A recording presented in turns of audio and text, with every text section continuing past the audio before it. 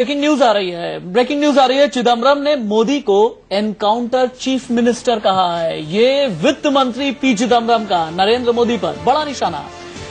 P Chidambaram ने encounter मुख्यमंत्री बोला है नरेंद्र मोदी को। अमिताभ जी, रिएक्शन तो आप देंगे ही।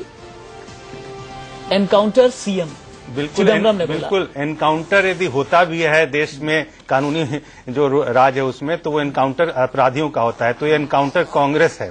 इस बार जो हो रहा है वो देश में चुनाव के जरिए एनकाउंटर हो रहा है और कांग्रेस का एनकाउंटर होगा। चिदम्बरम जी ये समझ गए और उसके लिए नायक जो हैं या उसके लिए जो डीआईजी, एसपी और सब इंस्पेक्टर हैं वो नरेंद्र मोदी हैं।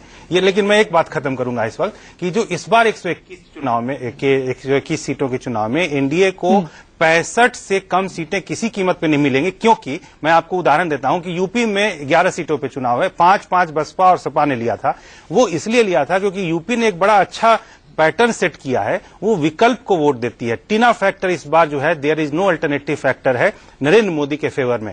और नरेंद्र मोदी के फैक्टर जो है वो न सिर्फ राजस्थान, कर्नाटक में, यूपी और इवन जो अभी दीपक रथ जी कर रहे थे उड़ीसा तक में एक मोदी की जो बहाव की बात है वो टीना फैक्टर की वजह से, क्योंकि नरेंद्र मोदी का कोई विकल्प ही नहीं है। यदि नरेंद्र मोदी प्रधानमंत्री नहीं तो क्या राहुल गांधी प्रधानमंत्री? क्या उसके अलावा जो ये थर्ड, फोर्थ और फिफ्थ फ्रंट के लोग हैं उनमें से कौन प्रधानमंत्री? नरेंद्र मोदी के सामने कौन व्यक्ति है वो तय कांग्रेस ही तय कर दे। उसके बाद देश की जनता विकल्प की तलाश करेगी। देश की जनता ने विकल्प बना लिया है। इस बार 65 से ज्यादा सीटें मिलेंगी इस बार 121 में। और जो हवा है उसमें न सिर्फ उत्तर प्रदेश, कर्नाटक भी एक बार चमत्कार दिखाएगा और 2009 को रिपीट करेगा, क्योंकि विधानसभा के चुनाव में दीपक रथ से समर्थन करके मैं कहूंगा कि विधानसभा और लोकसभा के चुनावों का अलग रवैया रहने वाला है। वो कलिंगा लिंगायत की राजनीति और दूसरी येदियुरप्पा को सभी देख ही रहे हैं। बहरहाल बहुत बहुत शुक्रिया आप सभी पैनलिस्ट का।